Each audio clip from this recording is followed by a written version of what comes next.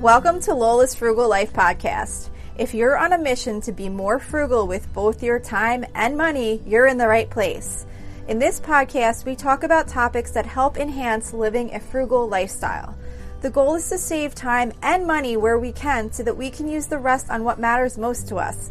We talk a lot about both time and money management so that we can waste as little as possible on both. We do this while also embracing a progress over perfection mindset.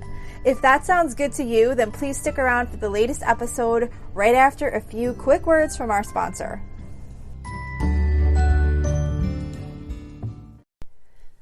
Hi everyone, welcome back to another episode of my podcast. I'm really happy to have you here today, and I also want to thank a couple of people who've recently left me reviews on Apple Podcasts.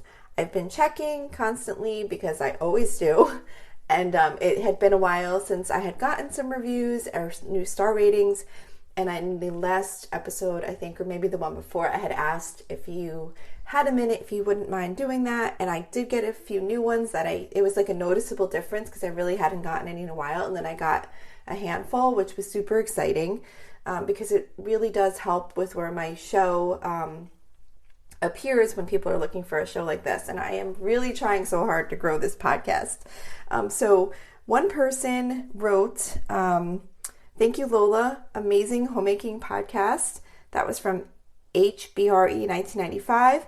And then I also got another one on October 23rd from, it's like 5 S's and 2 D's. And it said, encouraging, not extreme. I just recently found this podcast and already got some great tips. So I was so excited. Whoever left those, if you are listening, thank you so much. And for those of you who haven't had a minute to leave a review yet, if you have the time, I would appreciate it so much. It really is so helpful. And I do really check every day to see if I got a new review because it just really does signal to the podcast app that people are listening to the show and are taking the time to leave a review. So it'll offer it up to more listeners. Okay, so anyway, no more about that. I just do want to say thank you so much, and thank you if you go ahead and leave one in the future because it's super helpful to me. So today I wanted to talk about comparing ourselves to others because usually when you hear about comparing yourself to others, it's in a negative way.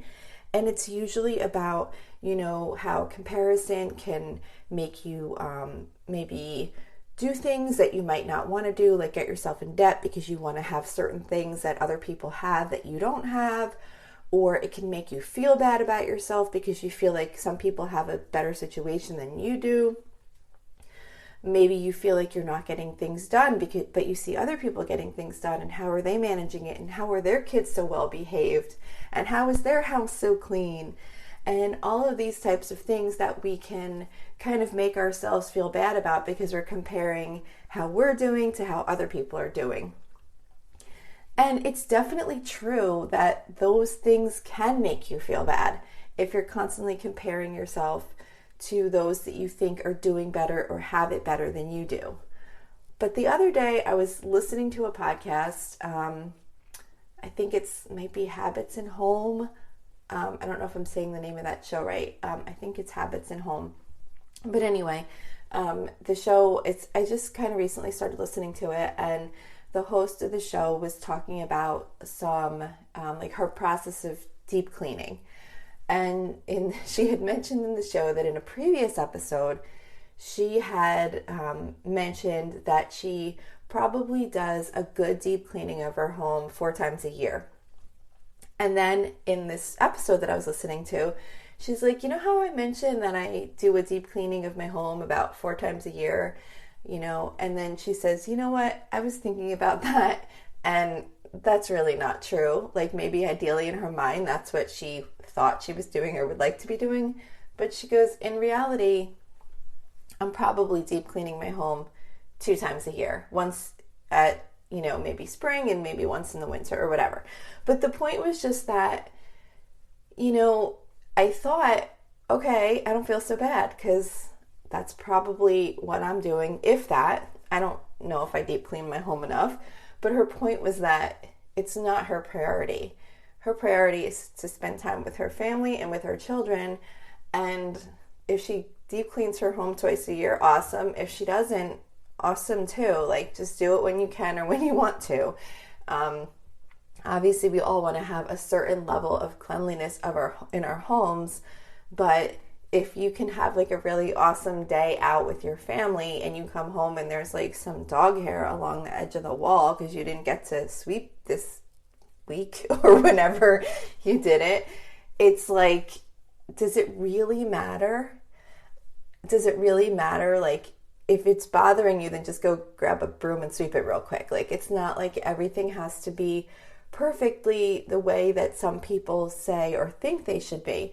And it made me think that by me listening to her and hearing her say that, it made me feel so good because I was like, okay, I'm kind of like in line with her. I mean, I do clean a lot. I mean, I do. But it's not like my main priority. And when I say a lot, and now that I think of it, I'm like, I probably don't clean a lot. I do clean. I mean, every morning I make sure that the dishes are done and the kitchen is straightened up, the counters are wiped down. I always make sure once a week I do like a good cleaning of the bathrooms. And I'll run like a robot vacuum when I remember. I'll sweep the kitchen floor if I notice it needs it. So just like everybody, I spend a decent amount of time cleaning, but I'm not going to give up everything else that's important to get the house the way that I think it should be or what I think other people think it should be. So when comparing in that way, that would be a negative thing, like saying, oh, well, everyone's like, I should clean this much or have my house this look this way or be this spotless. Or I remember one time I was getting my hair cut and I heard one of the hairdressers talk about how she mops her floor every single day. And I was just like, oh my gosh, am I supposed to mop my floor every day? Because I can't even remember the last time I mopped my floor. I do mop it occasionally. Like, we have hardwood floors primarily in our house, except for we have tile in our kitchen. But like, I sweep the floors, and if I see like something on the floor, I'll like kind of spot clean it. But I'm not like mopping the floors like that super regularly, especially definitely not once a day. But I was thinking, oh, wow, like, am I doing everything all wrong? But then when I listened to this other podcast, someone who's doing things similar to me, it made me feel good. Like, okay, there's other people that are doing things similar to the way that I'm doing, and I can relate to that. And that made me feel like, okay, I'm not the only one who's doing things this way, and it's totally okay.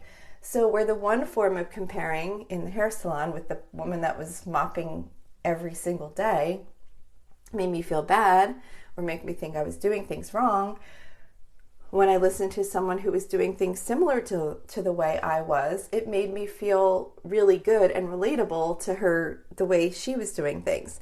So I was thinking about comparison again because of that. And I thought, maybe there are good ways to compare, and we don't always have to think we shouldn't or never want to compare ourselves to others, because often, you always hear you should never compare yourself to others, be your own self, do your own thing. And while, yes, I do agree in certain instances, if you're constantly comparing to those that you think are better than you or doing it the right way and you're not, that can definitely be not a good thing. But if you can look out for people that are similar to you and doing things the way that you are, it can kind of be helpful to compare to you, because it can make you feel like you're doing things okay and you can relate to them, and it can kind of make you feel good. Because I remember when I heard her say that, I'm not really doing it 4 times a year, probably more like 2. It just kind of made me laugh, because I thought like, okay, that sounds very realistic. And, that's probably about what I'm doing. If that, sometimes, I don't even know if I'm always doing that, depending on the year, depending on how crazy things are. But I do the best that I can. And I do always try and improve. It's not like I'm saying find like the lowest common denominator and just kind of relate with that. But this person that I was listening to, she was acknowledging how she's doing things. And she is always trying to improve and get better at things. But she's more focused on like what is most important to her in her life right now. So by comparing how I'm doing things to her, it kind of made me feel good because I'm like, well, yeah, that's what I'm doing too. I'm trying to prioritize what's most important to me right now, and an absolutely spotless home is not my priority at this time in life, and I hope it will never be. Like, I mean, I like to have a presentable home. It's not like I want to live in like a filthy house or something, but it's not like my priority that like no one could ever find like a speck of dust in my house. My priority is to enjoy the things that are most important to me in life. So by comparing myself to others that have those same ideas, it just kind of helps reinforce that value that you have. And I think that's why we listen to podcasts that are relatable to us, people that are trying to do the same types of things we are, or watch YouTube channels of people that are trying to do similar things to we are. If we're trying to keep our homes organized, or meal plan, or do certain things, we're going to look for people that are kind of in the same similar situation to us. We're not going to look for someone who's doing it like way above where we want to be at. I mean, we might, but like, I feel like we're probably going to wind up falling into the ones that are more relatable to our lifestyle. So in that way, I think that comparison can be a good thing. It's just that we want to watch how we're comparing ourselves and making sure we're not looking at those people who we feel are exceeding way above what we're doing. And then it's okay if we look at those people. I mean, you can look at someone like that and be like, wow, that's great. That's awesome for them. That's what they love and that's what they're doing. And there's no problem with that. But if you're looking at them and you're starting to feel like, well, how do they have that? Or why do they have that? How come I don't have that? That's when it can become something negative. So as long as you can watch yourself and make sure that you're not doing that, and if you are, to maybe stop following or watching or comparing yourself to those individuals, and try and find some people that are more relatable to the values that you have and what's most important to you in your life right now, and try and compare more to those people and use it more as being relatable and kind of feeling good that you're kind of both in the same place and you're both trying to manage whatever that balance is that you're trying to work at. Because that's what I feel like was most relatable to me. She was saying, it's not like super important for me to get every single thing deep cleaned because I'd rather take that time and spend it with my kids. And, I think that when we try to compare ourselves to people that seem like they have everything, or that, they do everything just perfectly, you kind of have to think like, well, what's the rest of the picture? Is that what they're doing with all of their time? Maybe they don't have other things to do that we have to do. You don't really know the whole picture. So just comparing in that way, where you're putting yourself down, that's where we want to not do that and avoid that situation.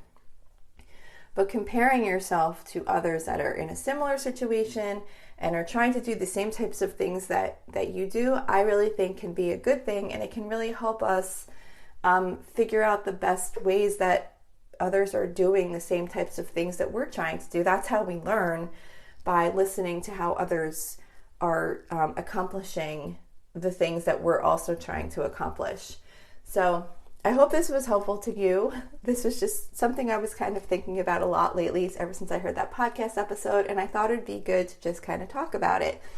So just think about how you're comparing, and if you are doing some of that negative comparison and kind of putting yourself down, just try to see if you can find some people that are more relatable to what's important to you and what your priorities are, and compare yourself to how they're doing things and try and learn from them and get that feeling of being relatable and kind of making yourself feel good about what you're doing when you can find people that are doing it similar to you, and being happy about that. So that's it for today. Thank you so much for listening. Again, please, if you wouldn't mind leaving a rating, and if if you have the time, a review of the podcast. I would really, really appreciate it. And that's it. I will see you here next week. So thank you for checking in for this podcast episode. And don't forget, you can always email me with any questions or suggestions at lolasfrugallife@gmail.com. You can follow me on Instagram and Facebook at Lola's Frugal Life. And you can find a blog post for most of my episodes and definitely all of my meal plan episodes at lolasfrugallife.com. You can also join our private listeners group at facebook.com/groups/lolasfrugallife. And if you enjoy the show, please make sure to subscribe on Apple Podcasts, Spotify, YouTube, or wherever you listen from. And I would love it if you would screenshot the show and tag me on Instagram so I could see you're listening. Also, if you can please take a couple of seconds to rate and review the podcast, those ratings and reviews are what help the show come up better in search results so that other people can find this podcast. So that will really help me in growing my audience. So that's it for today. Thank you so much for listening, and I hope you have an awesome day.